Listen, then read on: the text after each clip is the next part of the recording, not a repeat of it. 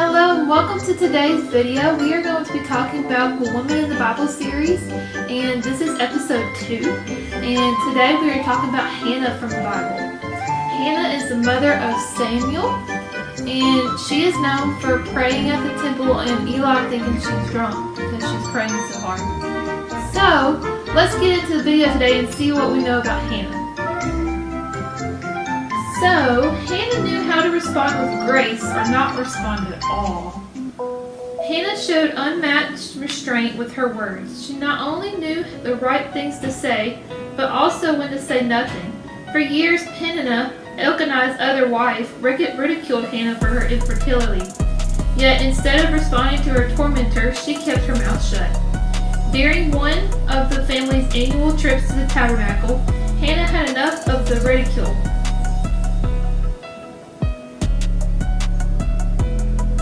She didn't lash out at Peninnah, but she knew it was time to do something. She left the dinner table and went straight to God with her plea. Her character was tested when Eli accused her of being drunk. And once again, Hannah demonstrated grace and humility through her words. This is 1 Samuel 1:16, ESV. Do not regard your servant as a worthless woman, for all along I have been speaking out of my great anxiety and vexation. 1 Samuel 1:16. By describing herself as Eli's servant, she acknowledged his position of authority when she could have easily mouthed back at him. She chose to display prosper respect. So that was number 1. Number 2. Eli the priest asked God to bless Hannah with a child more than once. Once Hannah explained herself to Eli, his heart softened. He then reassured her of God's intention to answer her prayer for a son. But that was just the first time Eli went to God on Hannah's behalf. Eli was right. God answered her prayer, but the story didn't end with Hannah gave birth to Samuel. It didn't end when she took him to the temple either. Each year, Eli blessed Elkanah and Hannah again, asking God to give them more children because of her sacrifice. This is 1 Samuel 2:20 KJV. Not NLT, sorry. Before they returned home, Eli would bless Elkanah and his wife and say, "May the Lord give you other children to take the place of this one she gave to the Lord." 1 Samuel 2:20 NLT. Number 3. Hannah had 5 more children after Samuel. God didn't just honor Eli's blessings the first time. God continued to answer the prayers for Hannah. She had 3 more sons and 2 daughters while Samuel grew up in the presence of the Lord. 1 Samuel 2:21 NLT. Hannah prayed fervently for her children before and after God granted her the blessing of having them.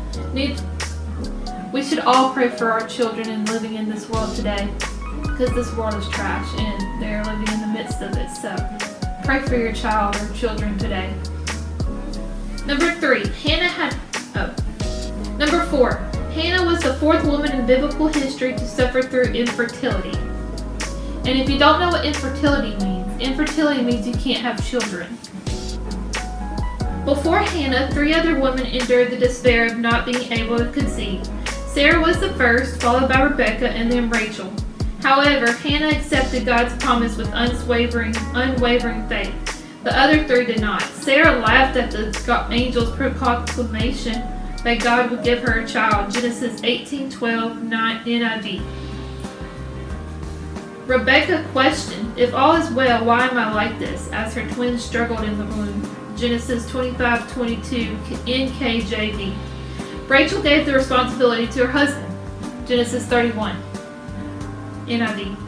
But Hannah trusted God without doubt or concern. Her reverent fear of the Lord was just one more quality of her godly character. Hannah's famous prayer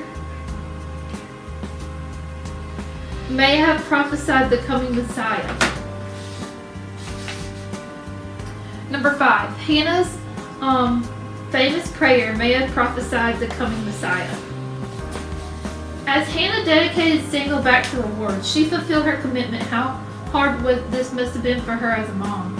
I wonder whether I would have been able to go through with it.